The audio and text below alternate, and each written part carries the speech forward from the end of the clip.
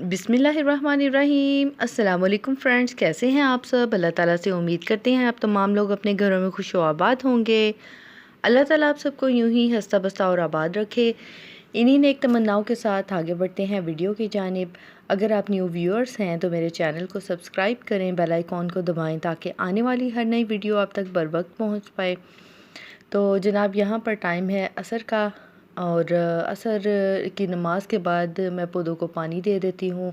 और पौधों को पानी देने के बाद जो है वो मैं फिर अफ्तारी की तैयारी के लिए किचन में आ जाती हूँ।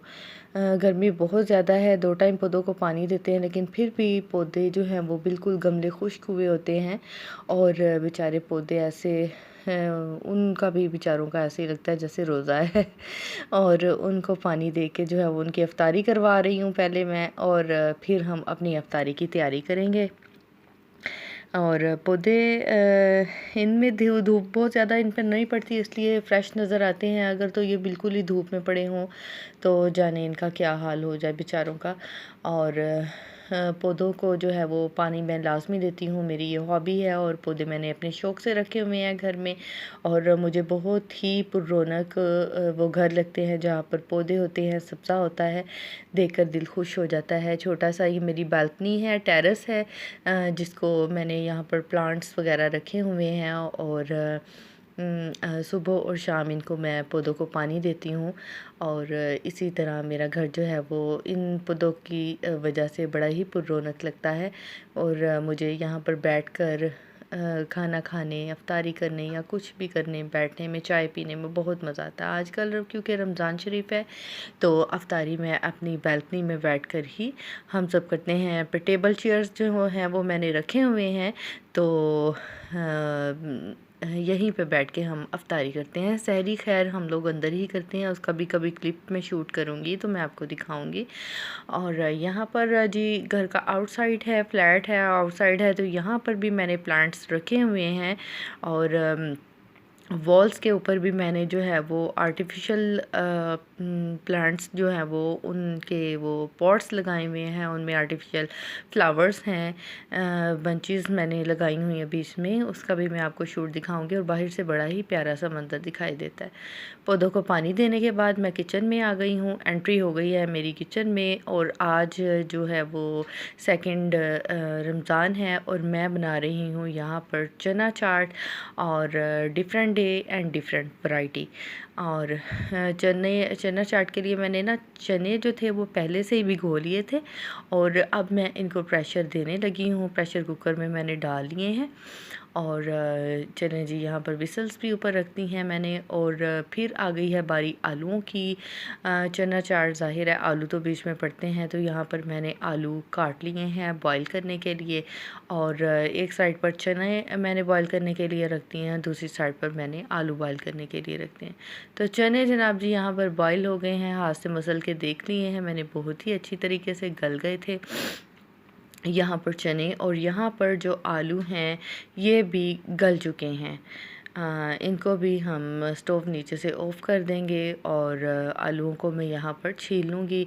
पील ऑफ कर लिए हैं मैंने यहाँ पर आलू, और आधा किलो आलू थे। और एक जो डोंगा होता है, बाउल होता है, वो काफ़ी रहता है चना चाट के लिए।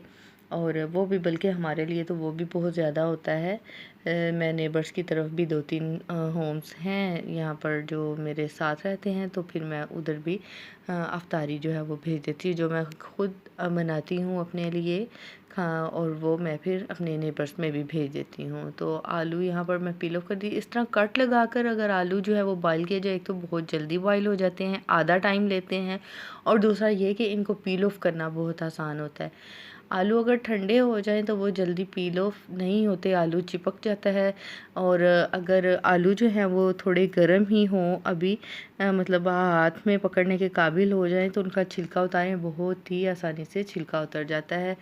आलू जो है वो छील कर मैं यहाँ पर अब काट रही हूँ छोटे छोटे साइज़ में चना चाट बनाने के लिए। एक एक करके तमाम आलू में जो है वो मैंने काट दिए हैं। थोड़े आलू अभी गर्म ही थे, इनको मैं छोड़ दूँगी रेस्ट पे, थोड़े ठंडे हो जाएंगे तो फिर हम इसमें चने वगैरह शामिल कर देंगे। और यहाँ पर सहरी के लिए और रात डिनर के लिए मैं सालन तैयार कर रही हूँ। बीफ और आलू शोरबे वाला बना रही हूँ मैं। और बीफ मैंने ऑलरेडी फ्रीज़ करके रखा हुआ था, और पोर्शन मैं बना लेती होती हूँ मीट के। तो एक पोर्शन जो है वो मैंने डालकर बीच में आधा किलो, आप गोश्त कह लें कि आधा किलो गोश्त है, तो ये बाकी इसमें नमक मिर्च और हल्दी मैंने डाल दी। गरम मसाला मैं नहीं डालती। टमाटर प्याज और लहसुन साबुत ही डाल दिया था मैंने, फ्रीज़ किया हुआ है वो भी पील ऑफ करके। और जो जिंजर है अदरक, वो मैंने यहाँ पर जो है वो उसको मैंने कद्दूकश कर लिया था। छोटा सा एक मैंने रखा हुआ है उसको, जिंजर को कद्दूकश करने के लिए। ऑयल अब यहाँ पर ये गल गया था और फिर मैंने ऑयल डालकर भुनाई कर ली है इसकी। और भुनाई करने के बाद जब इसने ऑयल छोड़ना शुरू कर दिया तो मैंने इसमें ऑयल, जो आलू पहले से ही मैंने पील ऑफ करके बाउल में डाले हुए थे, वो मैं अब बीच में इसके 4-4 टुकड़े करके डाल दूँगी। तो बहुत ही मज़ेदार सा सालन जो है वो तैयार हो जाता है। और जिसका दिल चाहे वो रात को खाना खा ले, और सालन जो है वो मौजूद होता है। सालन और रोटी शौक़ से खाई जाती है मेरे घर में, तो मौजूद होता है। अव्वल तो जितनी इफ्तारी होती है उसी से ही बंदा हैवी हो जाता है, सालन खाने रोटी खाने की गुंजाइश ही नहीं होती। तो ये जो सालन है वो सहरी में काम आ जाता है। लेकिन मैं जब अफ्तारी की तैयारी कर रही होती हूँ तो एक ही दफ़ा साथ ही मेरी अव्वलीन तरजीह होती है कि सालन भी साथ ही तैयार कर लिया जाए, बजाय ये कि आप दोबारा कुकिंग करने के लिए किचन में आएँ। तो एक ही दफ़ा सारा काम हो जाता है। धनिया यहाँ पर मैंने काट लिया है, मिर्चों में कट लगा लिया है, और ये भी अब जाएंगे सालन में। पानी मैंने डाल दिया था, शोरबा इनका तैयार हो गया है। लास्ट में अब ये धनिया और सब्ज़ मिर्चें 2 मैंने डाली थी, ज़्यादा नहीं डाली, बच्चों ने भी खाना होता है तो थोड़ा चिल्ली का मैं ख्याल ही रखती हूँ कि कम ही डालूँ। तो यहाँ पर सालन तैयार है अल्हम्दुलिल्लाह। और यहाँ पर आलू ठंडे हो गए थे, मैंने बीच में चने भी डाल दिए हैं, चने भी नॉर्मल हो गए थे। और मैं यहाँ पर इसमें दही शामिल नहीं करूँगी। यहाँ पर इसमें मैंने कीनू निचोड़ा था, और इसमें चना चाट और इमली जो मैंने बनाकर पहले से रखी हुई है, वो उसकी वीडियो मैंने पहले दी हुई है। तो उसका जो वो चटनी है वो मैं 1 चम्मच ऐड किया है। सब्ज़ मिर्चें भी थोड़ी सी ऐड की हैं, बच्चों ने खाना है। टमाटर भी एक बड़े साइज़ का मैंने काट कर बीच में डाल दिया है, और धनिया भी डाल दिया। और तौबा तौबा टमाटरों की तो आपको क्या कहानी बताएं। अब ही आज कल में ही मुझे पता चला कि टमाटरों के तो दाव भाव अखीर हुए पड़े हैं, क्योंकि टमाटर मैंने किए हुए हैं फ्रीज़ सालन में डालने के लिए, और चने चाट में मुझे फ़्रेश टमाटर चाहिए था, और मैंने टमाटर मंगवाए तो तौबा इस्तग़फ़ार तौबा। मुझे लगता ही नहीं कि ये मुल्क जो है वो मुसलमानों का मुल्क है। अखीर रेट हैं तौबा इस्तग़फ़ार टमाटर के, अल्लाह ताला हिदायत दे।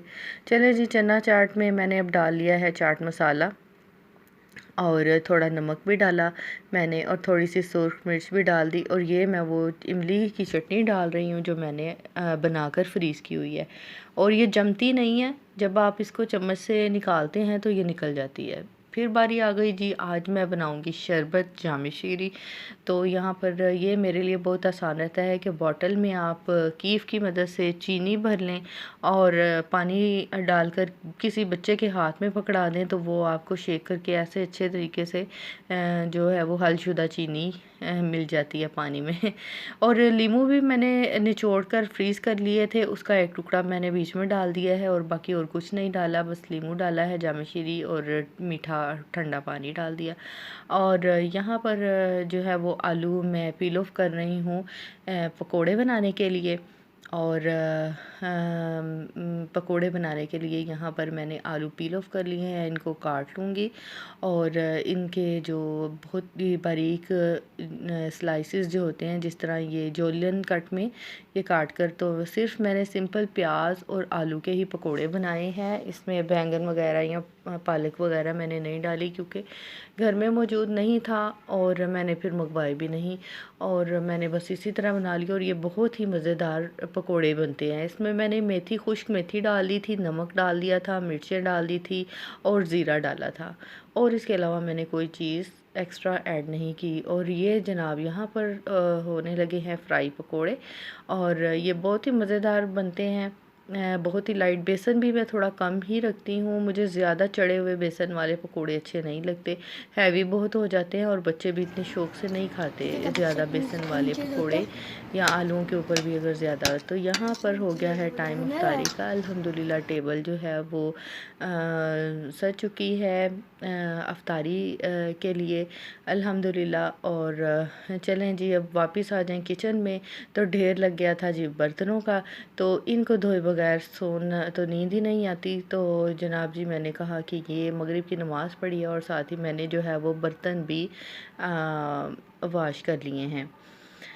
तो यहाँ तक था जी मेरा और आपका साथ आज का।